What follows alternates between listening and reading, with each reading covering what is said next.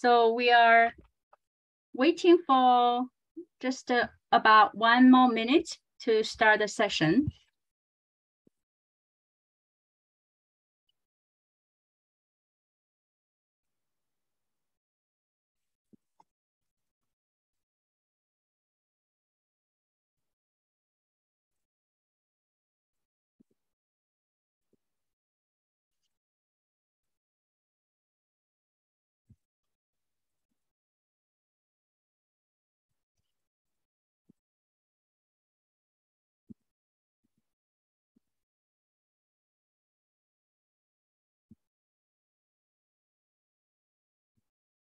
I see some familiar faces.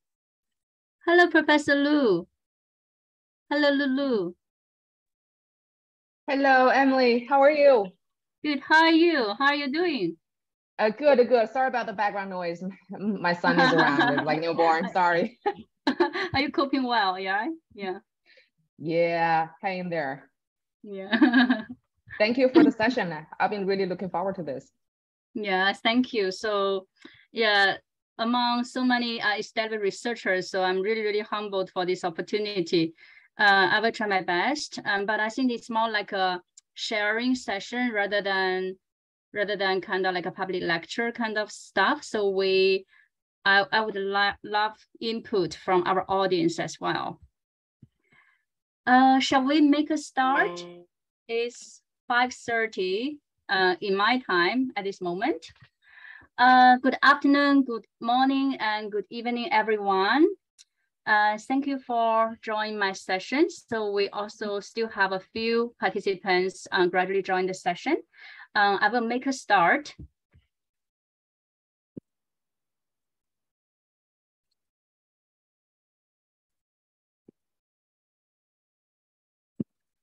So for this session today, I'm going to talk about design innovative mixed method and multi-method research in hospitality and tourism contexts.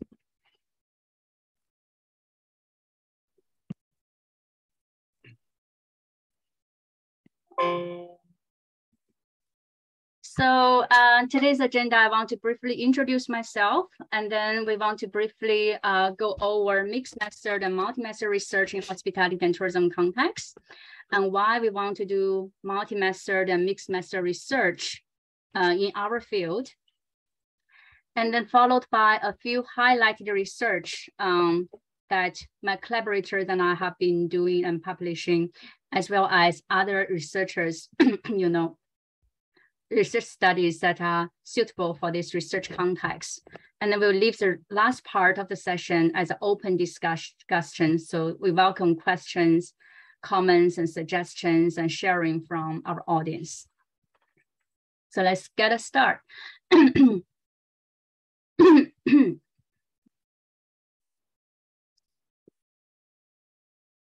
So I'm Emily Ma. So I served and also actually currently serving as associate professor, associate editor for Journal Hospitality and Tourism Management. I started this job in 2018 in January. So at that time, Mariana invited me to join this wonderful team. And now this team, we have a number of associate editor already. So the journal has already grown from strong to even stronger. So at this moment, the journal is the SSCI journal, impact factor 7.629, and it is an ABDCA ranking journal. So we're really, really proud, and we're really grateful for all the support that we receive from editorial board members, the contributors, the reviewers, as well as our editorial team.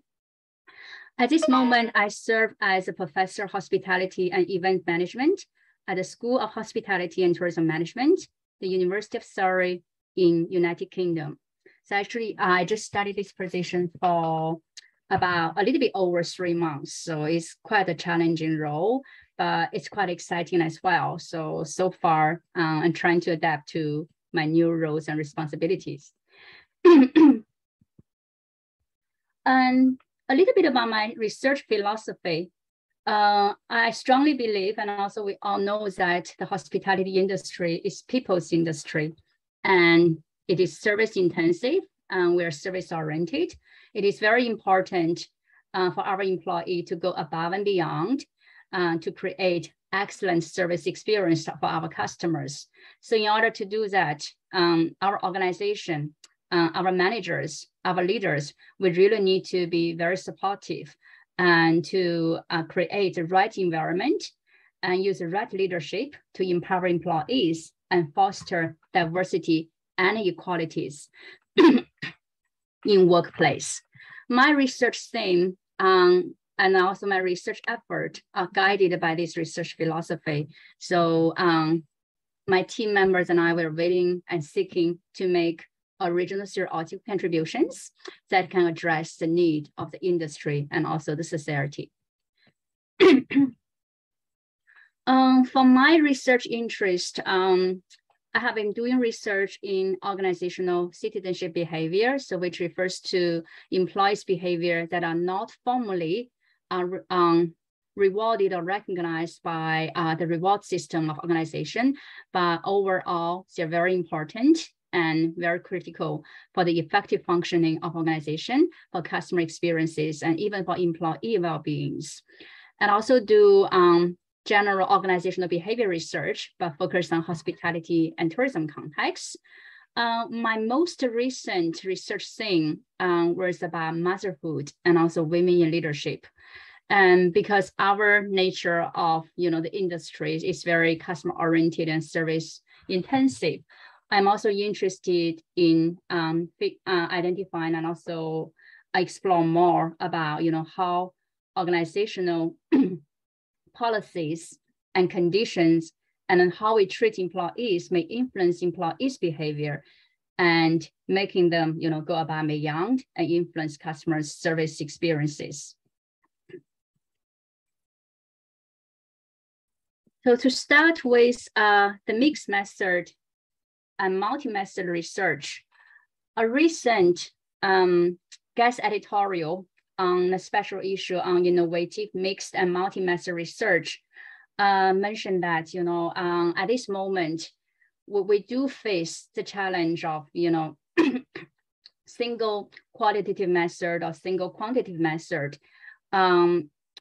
They're not ideal in a lot of cases. So every method has its limitation. So we started to see in hospitality and tourism research that researchers, they have increasingly challenging the traditional methodological norms and start to apply innovative studies that using multi-method or mixed method approaches in hospitality and tourism research field. A recent systematic literature review published in current issue in tourism, they identified almost 100 studies, and that study was published in 2019. I believe there would be a lot more. So if anyone who might be interested in doing systematic literature review work, it might be worth looking at, after 3 years, are there more studies appeared in different journals? So I'm quite positive that the answer will be a yes. So in 2019, we already seen almost 100 studies using mixed method and multi-method research design. And we see some of the top publication channels, so such as Tourism Management and Journal of Sustainable Tourism, and also our journal also seeing quite a lot of mixed method and multi-method research design at that moment. Some of the popular data collection approach identified, particularly for the qualitative data collection approach, are interview and content analysis observations.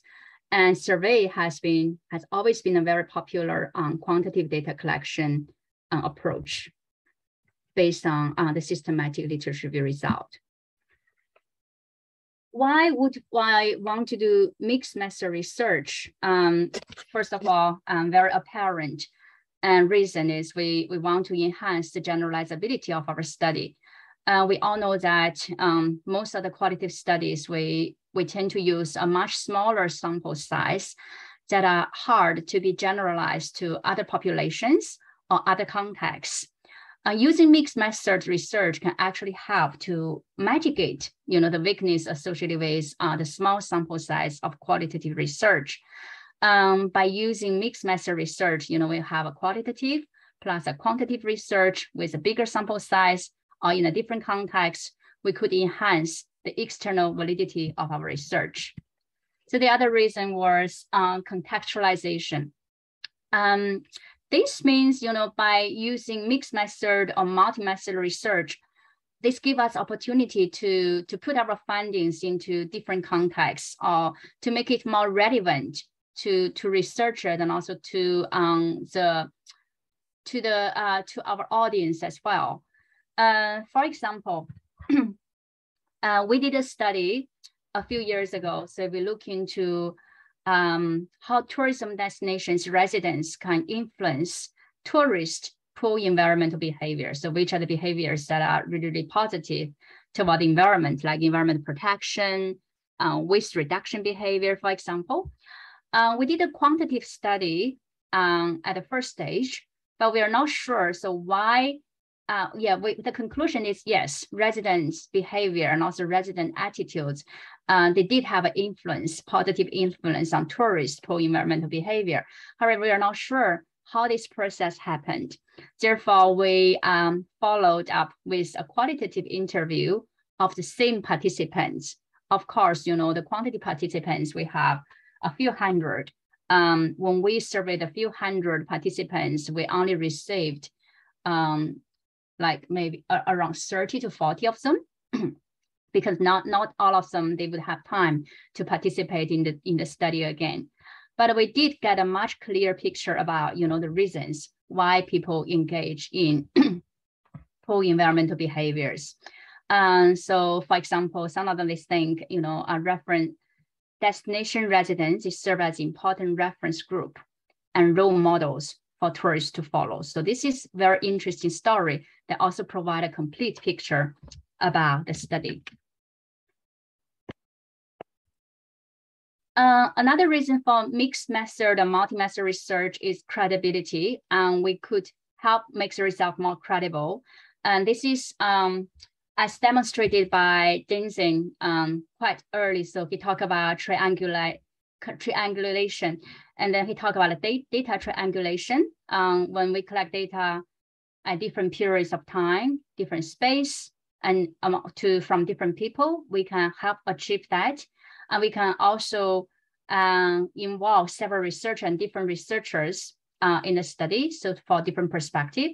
We can also involve multiple theoretical perspective to achieve that. And we can also use multiple methods to achieve this objective, such as several different data sets and different data collection methods. The next part of the presentation, I'm going to talk about some highlighted research design, and most of them were from my recent publications or my collaborators' publications. According to Creswell, so in his classical mixed method research design book, he mentioned a number of different mixed method research design in this matrix, such as sequential explanatory, so which is a quantitative study as a main study, followed by a qualitative study. And there is also a type called sequential exploratory, so which is a qualitative study, followed by a quantitative study. In my very early understanding, I thought mixed method, most of mixed method will follow the sequential exploratory approach, because when we want to start with a qualitative study, so we usually start with a new research question or a phenomenon we are not too sure. I want to do a smaller scale study, so usually we use a qualitative research method. And then after that, the qualitative research method help us develop some basic understanding, maybe form the hypothesis, and we follow up with a quantitative research method.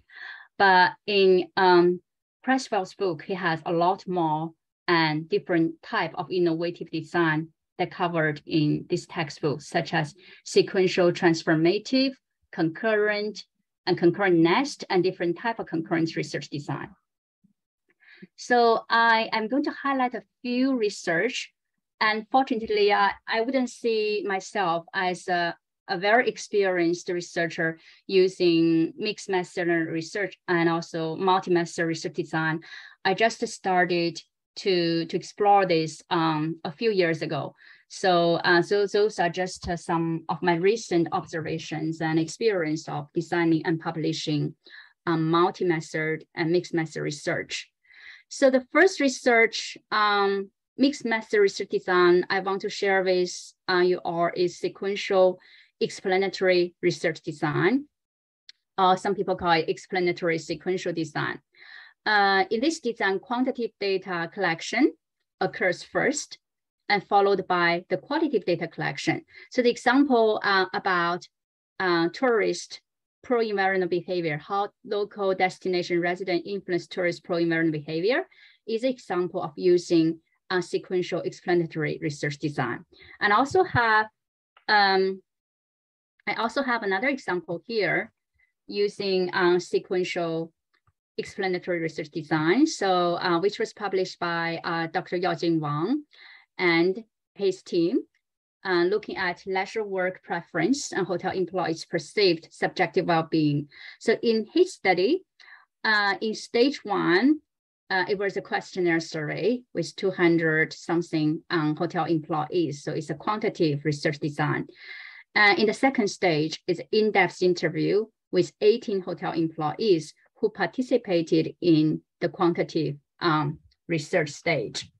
And the qualitative research phase, if you look at this diagram, it's not very, it's not that extensive. So the quantitative research is the main focus of the study, and the model is quite comprehensive, very solid, and the hypothesis, most of the hypotheses were supported.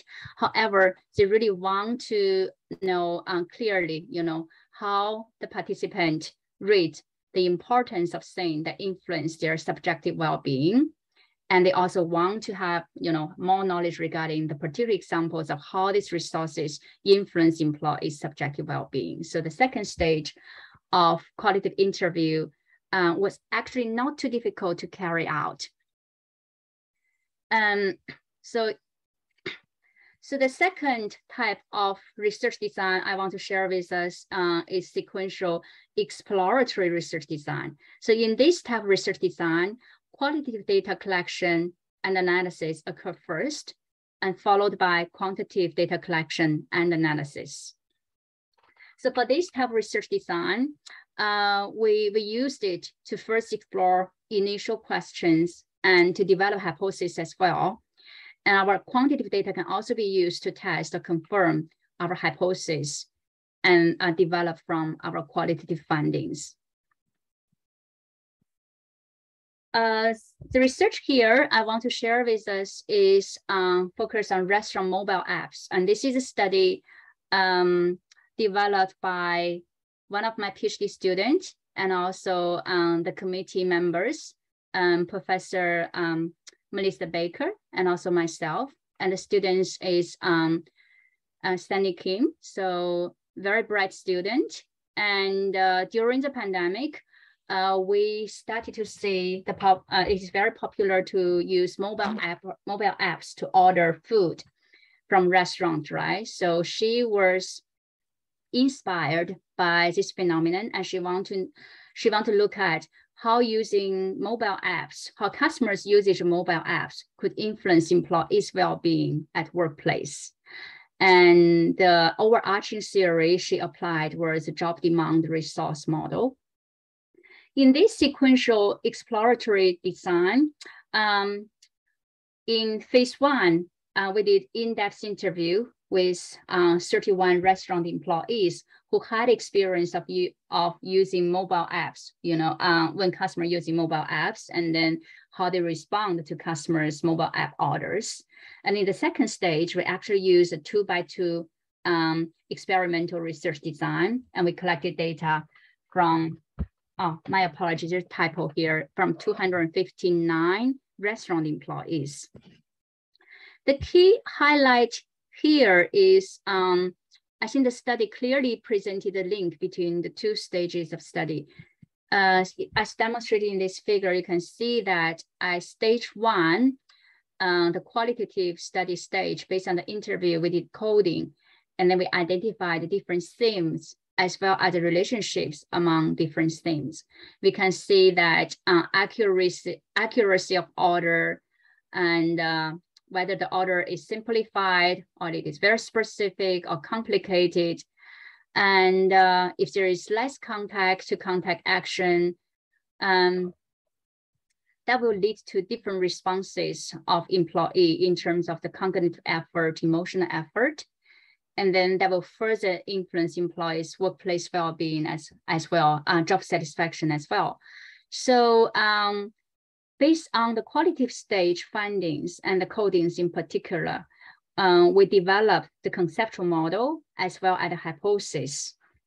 And then that's linked to our second study using quantitative research method, experimental research design.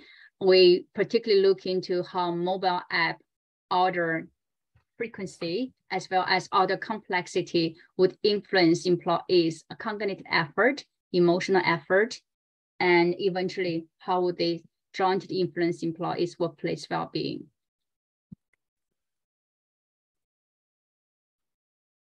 And the following part, I would like to share a few studies using multi-method. So multi-method research design, it also contains 2 or more research projects. So each projects, they address their own research questions or hypotheses. They're relatively complete in a sense. And some researchers consider that mixed method design is one type of multi-method research design. But most of researchers agree that both mixed method design and multi-method design, they emphasize using a single method, can be improved, it's not ideal. So we should use multi-method to address the research question from different perspectives using multiple data sources as well. Here is a research I want to highlight here is a research we conducted on robotic restaurants.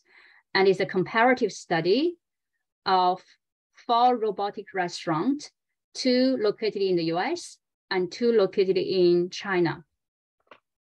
And this research was published in Cornell Hospitality Quarterly.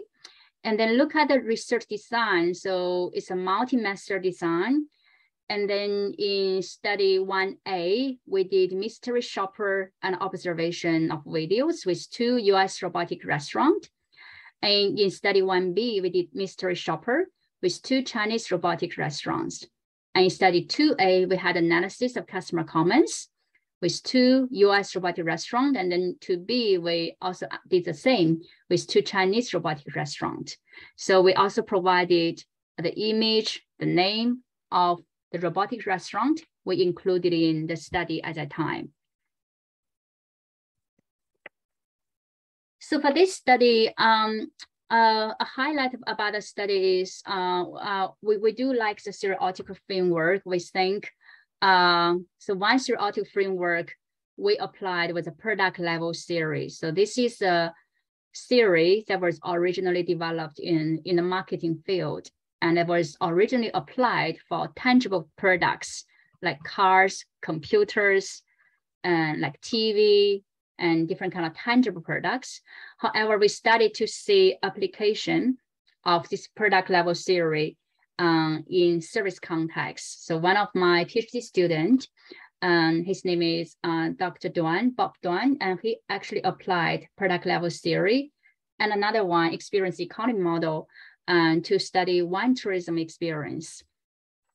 I think that's a very innovative application. So in this study, we want to look at both restaurant operators' perspective and customer experience as well. So by looking at restaurant operators' perspective, we want to look at, at which product level,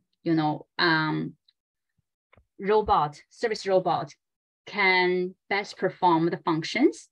Versus, at which product level, they probably wouldn't be able to do a job. So, but at that time, the study is more exploratory in nature. So we just identify, which level of the product was performed by robot and which level was not.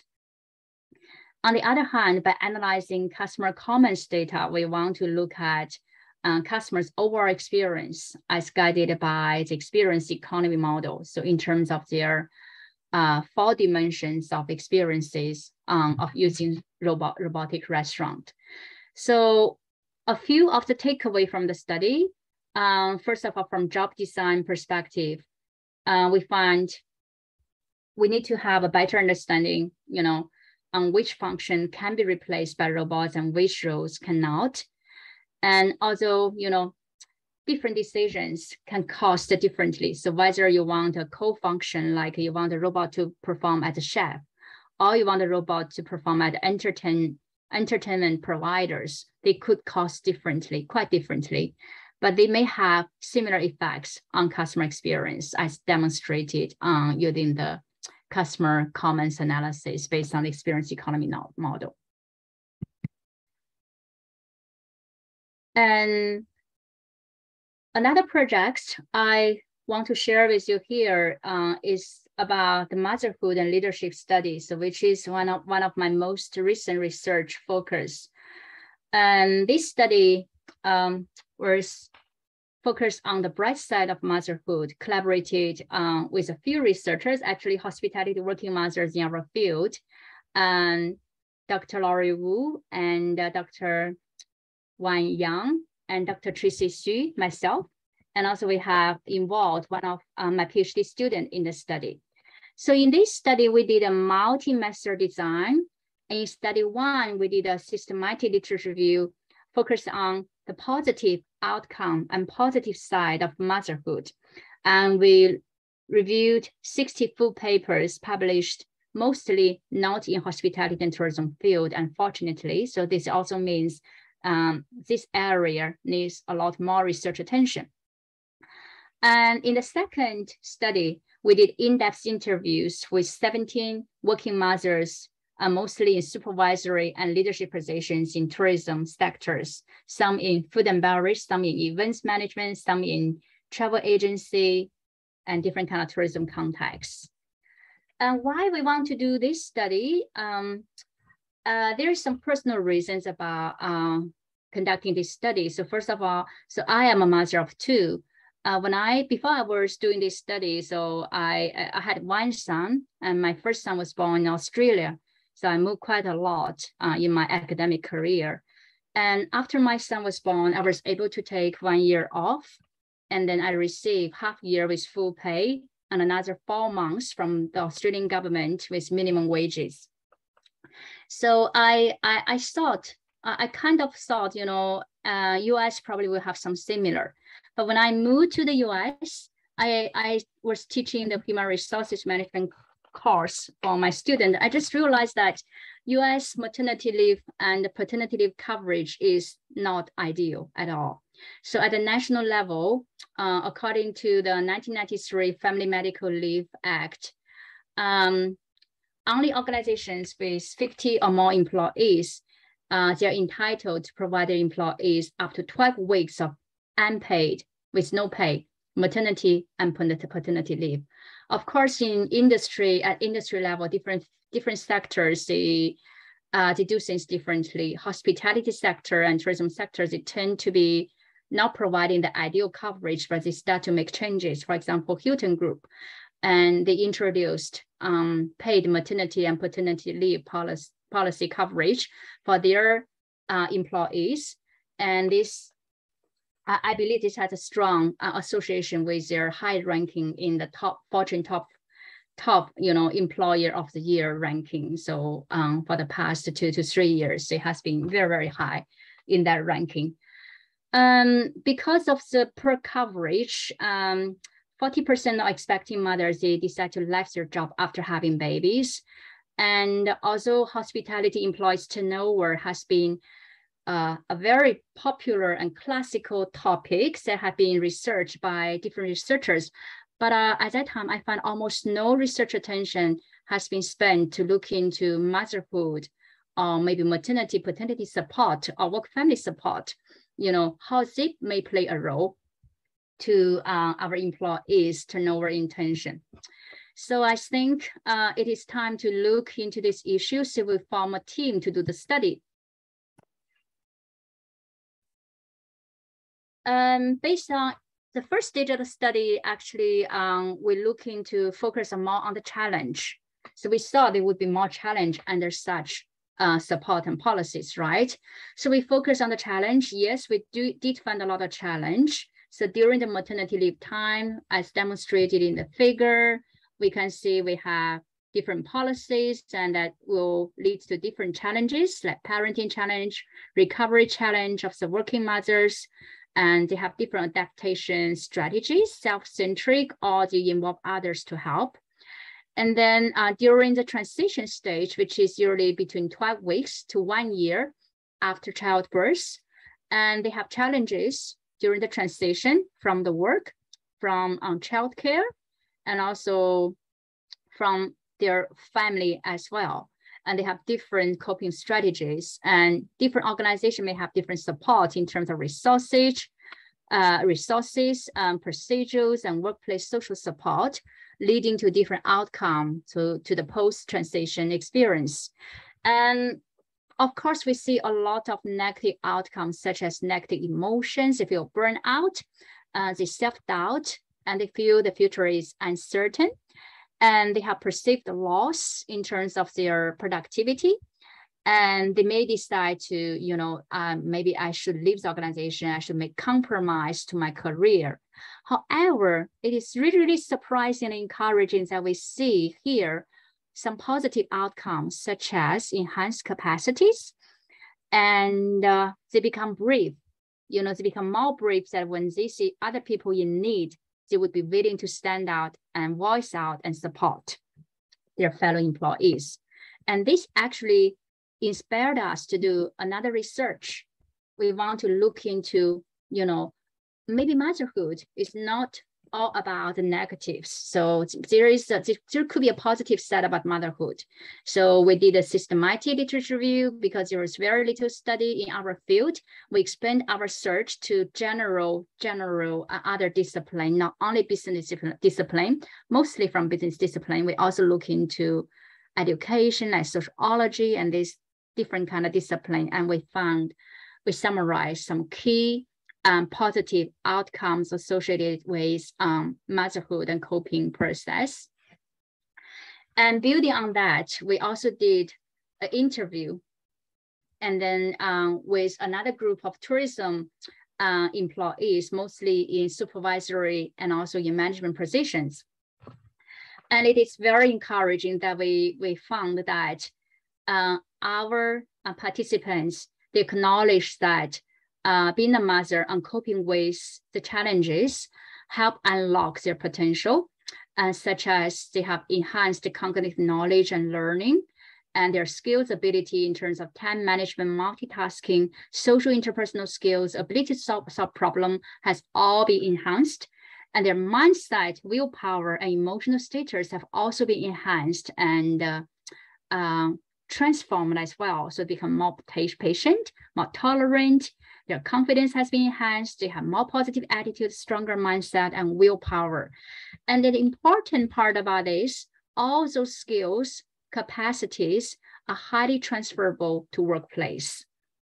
And when they're highly transferable to workplace, and when they decide to continue to stay in the hospitality and maybe in other sectors, they will perceive a self-development and growth in terms of emotional intelligence, in terms of their ability to learn and grow, in terms of enhanced management skills and leadership potentials, and making it possible for them to take more challenging roles. So when they're available, so they have more positive outlook on their careers, and they're more confident in taking leadership roles, willing to help others, enhance performance, of course, and career advancement as well. So of course, in this process, a lot of moderators may play important roles, such as, mindset of self, support from family organizations, support from mentors. So the next stage, we're actually looking into how mentors may play a role in women's career development. So we'll continue the study and hopefully can find some more interesting meaningful findings that can help women in hospitality. So we're moving to the last part of the presentation. So I want to highlight a few other designs we did. And this is a study published with Dr. Du from Shanghai, and also her PhD student. And we look into proactive, how can proactivity translate to creativity? So we examined our hypothesis at both individual level and team level. And we did two studies. Study one focused on individual level. We did a multi-stage, multi-source questionnaire-based survey with 299 hotel frontline employees and matched with 72 immediate supervisors of these employees. And study two, we look at a team level performance. And with the lab-based experiments, we have recruited 120 students and grouped them into 3 groups based on their proactivity score. So they did a test, like a questionnaire, based on their low, medium, or high in terms of proactivity. We divide them into 3 groups. And then we have 2 students of the same group team up to do the mayor's 2-stream problem. So they need to figure out, they need to communicate, figure out how they could, kind of catch both streams at the same time. So in the individual, this is the individual level study. And so focus on proactive personality, how that influence perceived psychological safety and individual creativity. And we use inclusive leadership as a moderator. And then we look into the team level performance and team with members of different proactivity, how they could influence team level creativity. I want to highlight one major findings from the team level. I think it's quite interesting because we think it is quite different from what we thought, because team with both members who are high in terms of proactivity were not the teams that spend least time completing the creativity task. While teams comprising of one member high in proactivity and 1 member low in proactivity, they spend least time completing the task. And our interpretation is teams with 2 proactive members, they seem to spend more time to reach agreement on different ways to completing the task. So which maybe it's influenced by, explained by the perspective of the team process theory. And because, it is difficult for people, for smart people to agree with each other. It takes time for team members to recognize each other's strengths and assign naturally form different roles.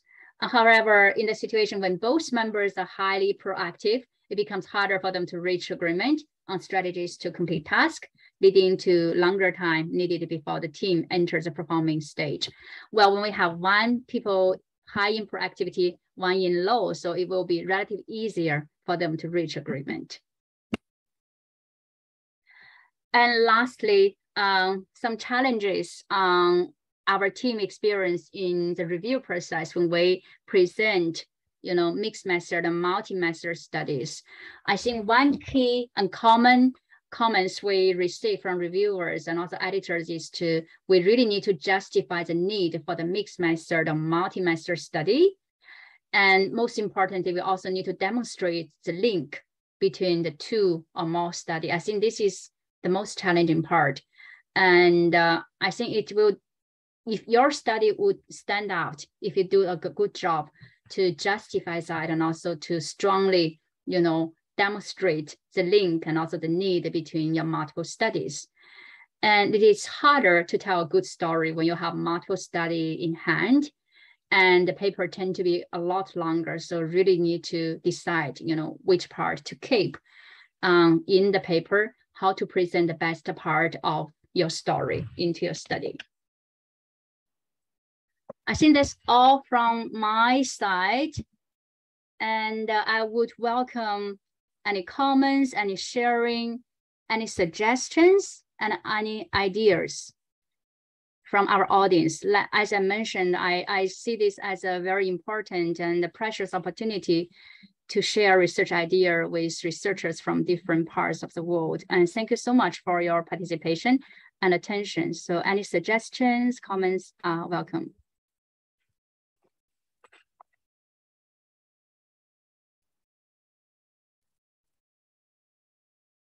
So I see a comment from Anita. I'm a big advocate for multi-method studies, and you have touched on some of the challenges you found, particularly when it comes to dissemination in academic journals, word count. Yeah, I do agree. Our word count is a big challenge in both method and finding. Have you found ways that assist in disseminating records and reach research design publication restriction? Very good question. First of all, Anita, I want to share with you a recent experience on the paper we published with my PhD student and on tourism management. We went through 3 rounds of review. We submitted as full paper. So usually journals, they have a little bit of, they have a little bit higher word limit for studies involving multi-mixed method and also multi-research design. Unfortunately, at the last round of the review, we couldn't convince one of the reviewers. So we were suggested to convert the study into a research note. And we were given 5,000 words only. So this is even more challenging. But I think the word limit also forces us to think very hard. What is the most valuable part of our study? So we think repeatedly. And then we decide, the figure. I think I showed the figure. The figure demonstrating the link between the 2 studies have to be here. And then when we talk about method, we have different way, right? So we could talk about the method for study 1, and then we talk about the method for the study 2. We also have a way of, we talk about, the research design. We mentioned both methods, and then we mention the common information, and we could save a lot of words in this process. Yeah, it's the tricky part. I totally agree with you, Anita. But I think it's a really, really good practice and training as well to help us to sharpening our research idea and also the way how to present it. Actually, if you want, you can unmute yourself and then share your research idea. And may I ask any audience do you have experience of publishing, or maybe do you have similar challenge of, putting your mixed method and multi-study within the right word limit?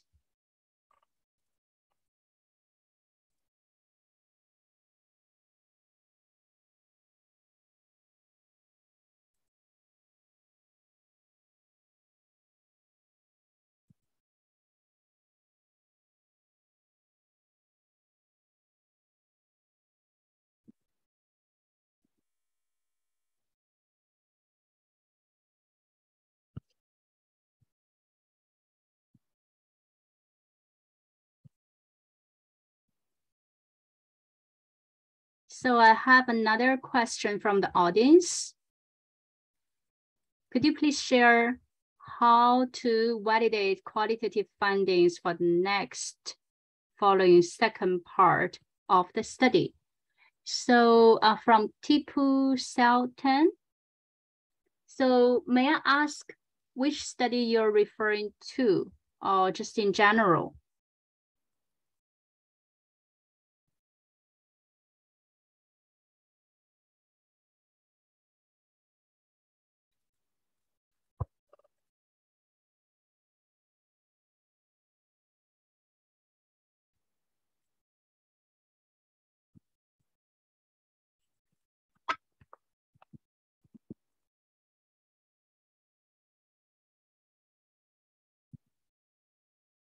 Okay, I see.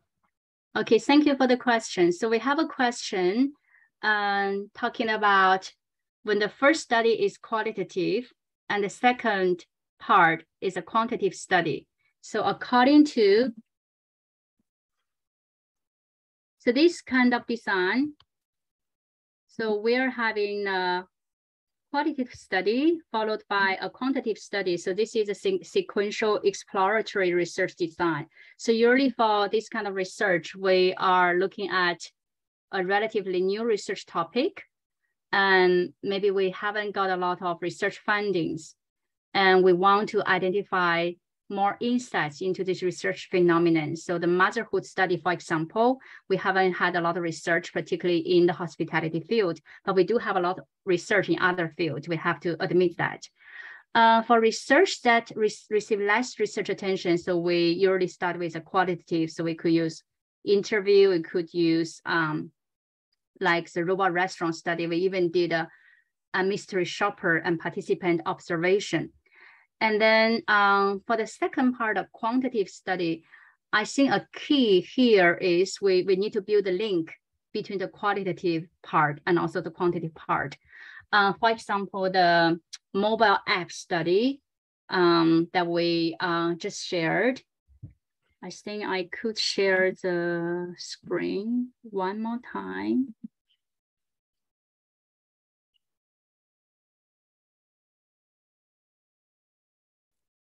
Yes, so here's what I wanted to share. So the first stage of the study is a qualitative study, qualitative interview, and based on interview, we have, we did the coding for the data. And the second stage of the study, so the end product of the coding, so we can see we actually derived some of the constructs that are very essential that we could use in the second stage of the study. So if you look at this conceptual model for the stage 2 of the study, mobile app ordering, order complexity, those didn't come randomly. Those actually come from interview data. So because employee mentioned that when, the frequency of order and then maybe the design of mobile app, they have influence on their cognitive effort and emotional effort. Employee mentioned that when the order is complicated, it takes more effort emotionally and cognitively to complete the order, to complete their work. All those variables come from the interview findings, and the cognitive effort, emotional effort, well-being were also from the interview findings. Of course, we have literature to back up. So the overarching theory here we use is job demand and resource model. So not sure if this answered the question.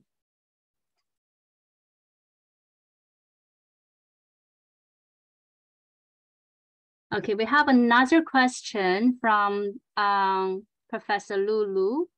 And may I ask, how do you decide if a study needs qualitative before quantitative or the other way around? This is a very good question. First of all, I have to emphasize that, I'm also a beginner who is doing qualitative, quantitative research, mixed method research and multi-method research, but I do start to feel the beauty of such research design. And I really enjoy, the different stories provided by the qualitative data and the quantitative data. So in terms of making the decision, I think I will look at, first of all, when I look at this research topic, I will need to start with literature and see how extensive has this topic been researched, identify the research gaps. And if the research is relatively mature, so we have some established constructs, maybe theories to guide the study, and then was there just a few missing boxes, maybe a few missing arrows, a few missing constructs, a few missing variables, or a few missing theoretical perspective, probably I will start with a quantitative study. And sometimes a quantitative study will, satisfy the objective of the study, will be able to answer your research question already.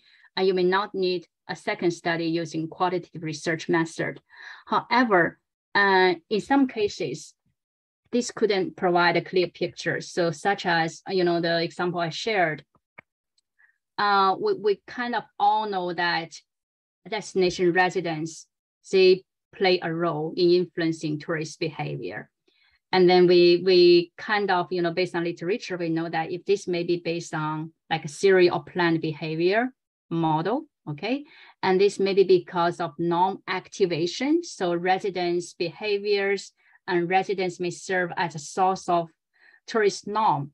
However, we are not too sure about the psychological process, how this happened, how this change occurred gradually in tourist mind. So that's why we want to do a second study, and we want to ask those specific and particular questions. We focus on how the changes happen, what triggered, what is a critical moment, and what particular behavior, and what are the particular things or trigger that make you want to change your behavior. So for example, in the study, we actually ask, can you recall a particular incident that you experienced in the destination that make you, decide that you want to behave more like an environment friendly and things like that? I think that this is indeed a very, very good question, Dr. Lu. Thank you.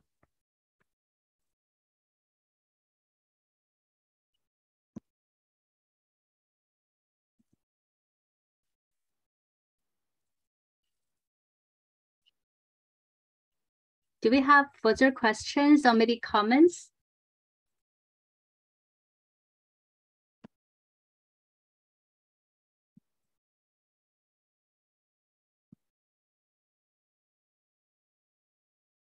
Yeah.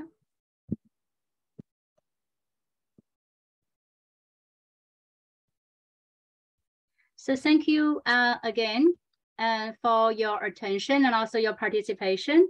I think the session is recorded and it will be made available to participants who register to the event. And I do have my email here.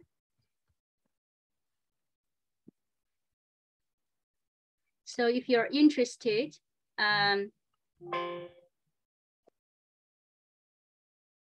please feel free to reach out for maybe potential research collaboration opportunities and discussion as well. So my email here is jintal.ma@surrey.ac.uk. And here I also want to use this opportunity to welcome you, to attend the 2023 Surrey conference. And we're hosting the conference from in July, early July next year. So you probably have seen announcement shared on TriNet and also different platform. So we're looking forward to see you here, to welcome you here at Guildford. And it's a lovely and little town, historical town, and it's very convenient. And takes about 30 to 40 minutes by train to travel to London. So looking forward to see some of you next year. Thank you so much for the opportunity. Thank you. Bye-bye. Thank you very much. Thank you.